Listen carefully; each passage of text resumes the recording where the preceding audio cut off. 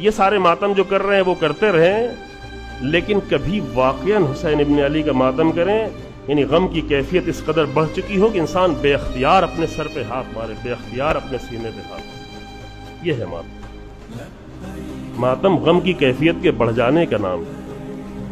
پتہ نہیں آپ لوگوں نے دیکھا ہو، کبھی کربلا جانا نصیب ہو، نہیں ہو تو آپ ایسے انٹرنیٹ پہ بھی دیکھ سکتے ہیں، جب عاشور کے دن نکلتے ہیں ابوالفضل عباس کے حرم سے حسین ابن علی کے حرم کی طرف، تو کس طرح بے اختیار سر و سینہ پیٹتے ہوئے لوگ نکلتے ہیں۔ وہاں کوئی یہ نہیں دیکھتا کہ کس کا ہاتھ کس کے ہاتھ سے مل رہا ہے، لے پہ ہے یا نہیں ہے، بہر پہ ہے یا نہیں ہے، وہ فقط سر و سینہ پیٹتے ہیں۔ وہ یہ نہیں دیکھتے کہ ہاتھ ملتا ہوا چل رہا ہے یا نہیں۔ یہ منظر ہم نے قم میں بھی بہت دیکھا ہے۔ عاشور کے دن جب لوگ نکلتے ہیں تو یہ نہیں دیکھ رہے ہوتے کہ کس کا ہاتھ کہاں پڑ رہا ہے، کتنا مل کے پڑ رہا ہے، فقط سر و سینہ پیٹتے ہوئے حسین ابن علی پہ گریہ کرتے ہیں۔ یہ گریے کی شدید کیفیت کا نتیجہ ہوتا ہے۔ باقی تو ابھی جیسے ماتم کر رہے ہیں لوگ، اس میں ابھی جو نوحہ خان لوگ آتے ہیں، اس میں طرح طرح کے میوزک ڈالے جاتے ہیں، اس میں سب کچھ ہوتا ہے، لیکن ماتم ہی نہیں ہوتا ہے نا، ماتم نہیں ہوتا۔ اب یہ سب کچھ دیکھے پھر کہے کہ نہیں کچھ کہنا نہیں چاہیے، جو کچھ کرے کرنے دو، عزاداری میں کوئی اصلاح کرنے کی ضرورت نہیں ہے۔ اللہ اکبر۔ دیکھیں ایک نقطہ بنیادی سمجھ لے ہر مسئلے میں، جس چیز میں خرابی پیدا نہ کی جائے اس میں اصلاح کی ضرورت نہیں، لیکن جہاں جہاں بھی خرابی ہو وہاں وہاں اصلاح کرنے کی ضرورت ہے۔ یہ قانون ہے۔ اگر آپ کی بلڈنگ خراب ہو گئی ہے تو اس کو اصلاح کرنے کی ضرورت ہے۔ اگر آپ کی داڑھی ٹیڑھی میڑھی ہو گئی ہے تو اس کو کہتے ہیں اصلاح کر لو، داڑھی کی اصلاح کر لو، کیونکہ خراب ہو جاتی ہے۔ اگر آپ کی گاڑی خراب ہو گئی ہے تو گاڑی کو اصلاح کرنے کی ضرورت ہے۔ اگر آپ یہ کہیں کہ عزاداری میں کوئی کچھ خرابی ہی نہیں پیدا کرتا تو پھر اصلاح کی ضرورت نہیں ہے۔ اگر آپ مطمئن ہیں کہ کوئی خرابی پیدا نہیں کرتا تو پھر اصلاح کی ضرورت نہیں ہے۔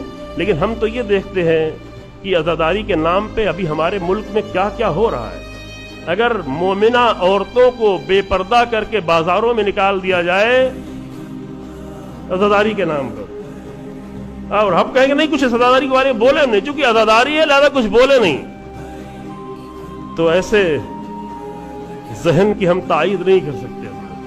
جو سید سجاد کی عزاداری کو نقصان پہنچائے اس کے ہم مخالف ہیں، اس کے ہم دشمن ہیں۔ جو امام سید سجاد کی عزاداری کو نقصان پہنچائے، ابھی کیا ہو رہا ہے، سر پہ چاقو رکھ کے پتھر مار رہے ہیں، کیوں سر پہ پتھر مارے، چاقو اندر چلا جا رہا ہے، اندر چلا جا رہا ہے، اور دیکھنے والا دیکھ نہیں پا رہا ہے۔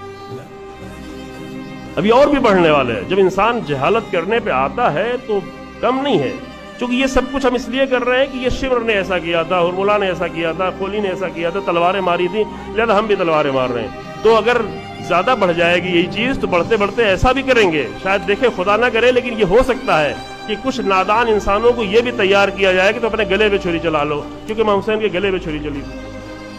ہوا ابھی 2 سال پہلے، اپنے اب سینے پہ تو نہیں مار پایا لیکن اپنے پیٹ پہ گولی ماری امام حسین کا نام لے کے۔ دیکھا ہے، ہو سکتا نہیں دیکھا ہے، کلپس آئی ہیں۔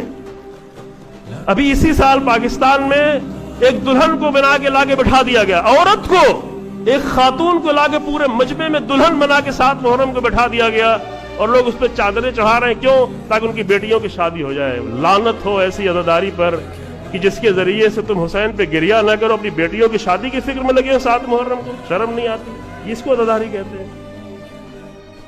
اگر یہ عزاداری ہے تو ہاں اس عزاداری کی جرأت سے مخالفت کرے، تاکہ حقیقی عزاداری کو بچائیں، تاکہ اس عزاداری کو بچائیں جس کے لیے جناب زینب و سید سجاد نے قربانیاں دی ہیں، ہے نا۔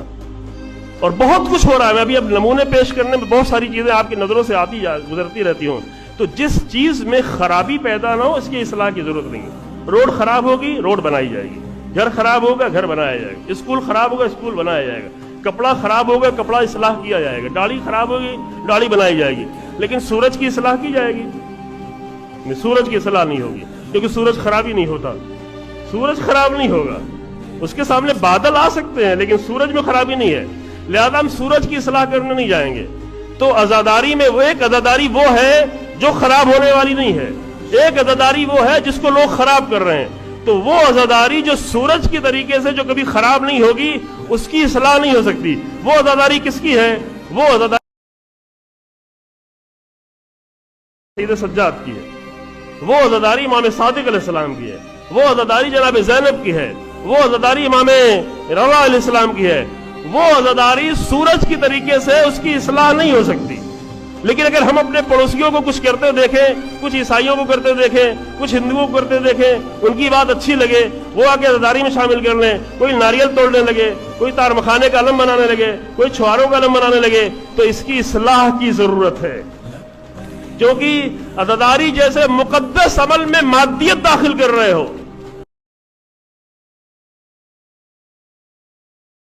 ریئلسٹک سوچ لے کے آئے ہو۔ جب اتنی مادیت کے سوچ لے آئے ہوئے تو کبھی حسین کی روحانیت تمہیں نہیں مل سکتی۔ حسین ابن علی کی روحانیت تک جانا ہے تو روحانی عزاداری چاہیے، مادی عزاداری نہیں چاہیے، چھواروں کا علم نہیں چاہیے، ابو الفضل عباس کا علم چاہیے۔ تو معاف کیجئے گا، اگر آپ کو برا بھی لگے تو لگے، مجھے اس کی پرواہ نہیں ہے، لگے۔ جہاں خرابی ہوگی وہاں اصلاح کی ضرورت ہے، یہی مسئلہ دین کا بھی ہے۔ دین میں جہاں جہاں خرابی ہوگی، دین میں ملنگیت لائی جائے گی، اصلاح کرنی پڑے گی، دین میں اخباریت لائی جائے گی، اصلاح کرنی پڑے گی۔